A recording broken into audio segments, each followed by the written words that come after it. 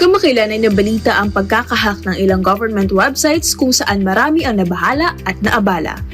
Bakit nga ba nahahack pa rin ng dapat sana ay secured online portal? Ano ba ang ibig sabihin ng data security breach? At ano naman ang paraan para ang cyberhacking ay mapigilan? Yan ang important issues na ating tatalakayin ngayong araw kasama ang Chief ng Complaints and Investigation Division ng National Privacy Commission o NPC, Attorney Michael Santos. Kasama na po natin si Attorney Mike Santos. Magandang umaga po. Welcome to Kada Umaga. Magandang umaga din po, Miss. Naku, buti na lang po nagkaroon kayo ng oras para pag-usapan ito at medyo nakakabahala. Parang sunod-sunod po ang pag-hack ng mga government agencies natin. But of course here, gusto natin ma-arm ang ating mga kada ng information para ma-prevent din to na mangyari sa kanilang mga buhay. Diba? So first off, baka marami pa pong hindi pamilyar, ano po ba talaga tong cyber hacking? Well, yung cyber hacking, yung hindi otorisadong pag-access sa system, sa computer, kahit sa mga devices or kahit sa mga cellphones. So ang layunin nun is para kumuha ng information or mabago yung mga nasa loob ng system. Lahat po ba ng websites ay maaaring ma-hack? Yes, no, pagka connected yan sa internet, Ayun. susceptible yan to hacking. No? Okay. Laging pwede yang ma-attack at pwede yang ma-damage or makuhanan ng information. Oo. Linawin lang natin sa mga kada natin, attorney, basta lahat ng mga fina-file natin online ay pwedeng ma-hack. Lahat. Tama? Lahat Oo. ng nasa online, pwede siya makuha.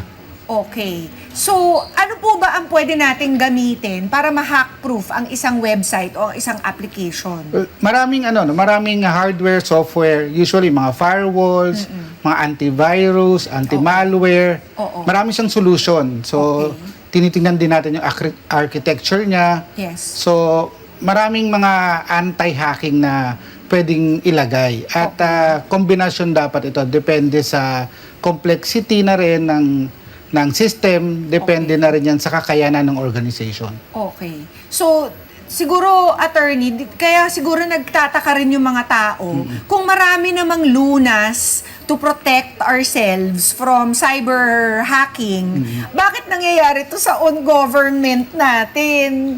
Yun nga, no? Maraming solutions. Oo. Pero sadly, yung mga hackers din, magagaling din sila at gumagaling Maraming pa ways sila. to go around Oo. the security measures. Maraming ways, no? Oo. Dapat lang mas papahirapan natin yung mga hackers, no? Pero patuloy, parang nga yung arms race, sabi namin.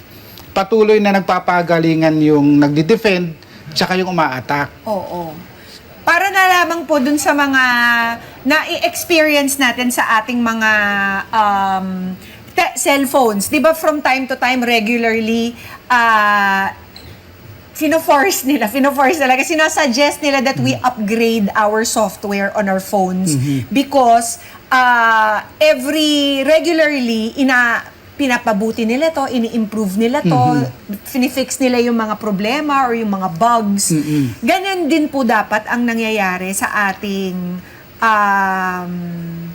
mga online applications in the government. Yes. And its protection. Tama po Yes, ba? no? Pag yung mga updates, yun, finifix nila yung mga bugs. Oo. Pero pagdating sa mga website, aside from bugs, dapat ini-improve mo rin yung mga security measures, yung mga firewall, yung mga password management, access management. Ini-improve natin yung lahat at minomonitor natin, baka mamaya may nagtatangka na. Oo. So, pag may nagtatangkang pumasok sa system, dapat hinaharangan agad yun or dinideny yung mga ganong address. Okay, let's start with that, attorney. Yung nagtatangka. Paano ba natin malalaman na tayo ay tinatry na palang i-hack ng isang hindi magandang may intention? For organizations na malalaki yung systems nila, may nagmo-monitor dyan. So, tinitingnan nila yung mga traffic, internet traffic, no? Okay. Pero, katulad ng mga bangko, for Yes. instance, di ba? Yung mga, Kaya ano minsan yung mga bangko sasabihin sa inyo, you cannot use your online transactions muna because we're fixing something.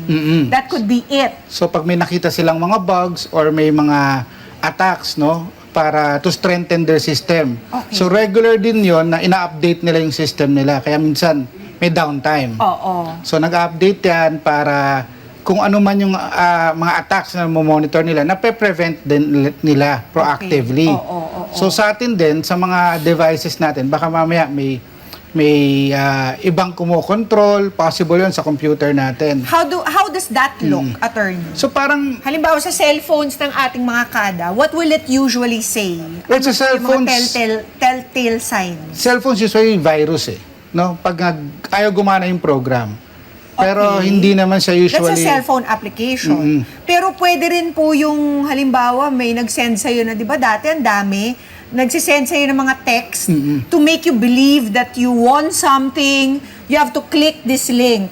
Yun, alam nyo, siguro naman by now, alam natin better than to click on those things Yes. at sundan yung mga link na yon. Sa cellphone, mabihira yung hacking. Mas Okay. nakikita natin yung minimension mo, tawag doon smishing. SMS phishing. Bawal yan. Yun. Bago yan dati phishing lang, smishing Phishing na. pag email.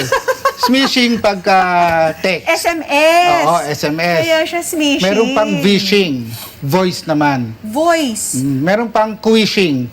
QR code naman. So Oh, maraming wow. ways, no? Okay. So gumagaling Isa-isahin po sila. natin yun para maging aware Okay. po sila. So pag phishing, usually email yan. Okay. Okay? Pag- Usually the email will say what, attorney? Yung email, kung wari, congratulations, nanalo ka ng ganito, hindi ka naman nagjo-join ng contest. Oo. Para ma-claim to, click mo tong link na to. Pag-click mo nun, tapos kakausapin ka na, anong pangalan mo? Ikaw ba si ganito? Kukuhanan ka ng more information hanggat, paki-text back sa akin yung OTP na makukuha mo. Naku, nabiktima pa na po ako niyan. I'm so embarrassed to say, yes. Yun, magagaling talaga sila. Kala mo, kilalang kilala ka nila. Kala mo, talagang nanalo ka. Oo. Minsan, it's in the form of, kunwari nanalo ka, or sometimes it's in the form of, sasabihin nila sa'yo, meron ka pong ginawang violation, you need to do this, you have to give me your OTP para hindi Ma-block. ma-block yung inyong account. Ganun po yung nangyari sa akin. Yun. Minsan, may sense of urgency, no? Oo. Kunwari, may illegal na transaction para ma-block ito, kailangan mo i-text yung 6-digit number na papadala sa'yo to confirm kung ikaw nga. Oo. Ganun sila kagaling manloko. Nako. Well, pagka ganun, ang advice natin is, wag mo i-click yung link. Pumunta ka mismo sa website, Oo. kung bangko man ito or Oo. kung anong company. Okay. Wag yung link na ipoprovide kasi Tama. usually fake yung link na yun. Oo, tama. Nagpapanggap lamang. Yes. Oo. Ano pa po yung iba? So you said, Phishing. that's phishing. Okay. And then smishing is sa pag nakuha SMS, niya sa SMS. sa text. Ganun din. O yung may mga link, no? Oo. Minsan tinatamad tayo, yung bangko mo, kailangan mo mag-update, click mo tong link. Huwag mo rin i-click yung link sa text. Oo. So, pumunta Kasi ka they're dun sa banking on our laziness na hindi natin i-confirm ito sa ating mga bangko. Di ba? Sasabihin na lang natin, okay, ito na pala edi game. Parang yung web, let's say yung address niya, bangko.com, pero yung O, hindi O yun, ginagawa ng zero. Sa ibang address na mapupunta yon.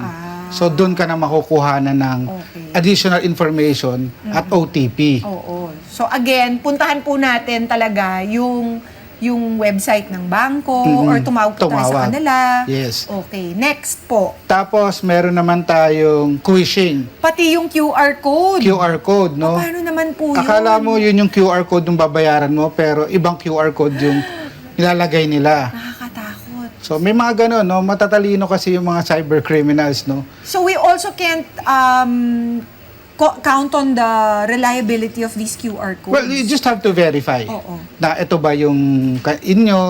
Oo. Wag yung basta QR ka lang ng QR. You just have to verify din Okay. kung ito ba talaga yung tama, no? Oo. Pati minsan makikita mo may papel na nakapatong dun sa poster. Yon, telltale signs yun na baka red flag yon Oo. na baka may nagpapalit. Oh, okay. Parang may erasure, Yan. bawal. Ano pa, attorney? Ano naman po yung malware, ransomware, denial of service attack? Well, yung malware parang ano yan, no? Malicious software. Okay. So may gagawin niya na malicious sa iyong system. Okay. Isang type ng malware is yung ransomware. Parang kidnap for ransom. Pero ang gagawin niya, ilalock niya yung data mo. Oo. So, yung data parang hindi mo mababasa. I-encrypt, yun yung tamang word. I-encrypt niya yung data, tapos kung gusto mo yung susi, yung pang-decrypt, kailangan mo magbayad ng ransom sa kanila. So, babayaran mo to usually Bitcoin. Oo. Tapos, pag binayaran mo, sa kanila, supposedly, ibibigay sa yung pang-unlock para ma-recover mo yung data mo. Saang pagkakataon nila nira-ransom yung personal information mo?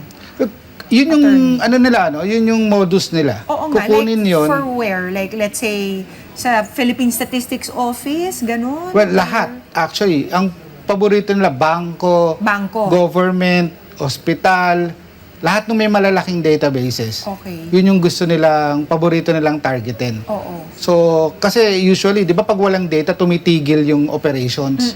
So, ganun naka-valuable yung data natin eh. Everything runs on information. Ito yung nangyari sa PhilHealth, di ba, attorney? Yes. Parang ni-ransomware sila. Kasi parang humihingi ng $300,000 Yes. para makuha yung impormasyon ng ating mga kada na naka-insure sa PhilHealth. Well, hindi naman yung mga members data, no? Marami kasi silang hawak na data. Isa lang to sa mga hawak nila, no? So, yun yung hinihingi nga nila ganong amount. Kung hindi, ilalabas nila, which they did. So, inilabas nila sa dark web, no? Hindi yan basta-basta na-access. So, may magagaling talaga na doon lang nakakapunta. Dark web yung tawag. Oo, correct. Tapos, yun, madadownload mo yung data.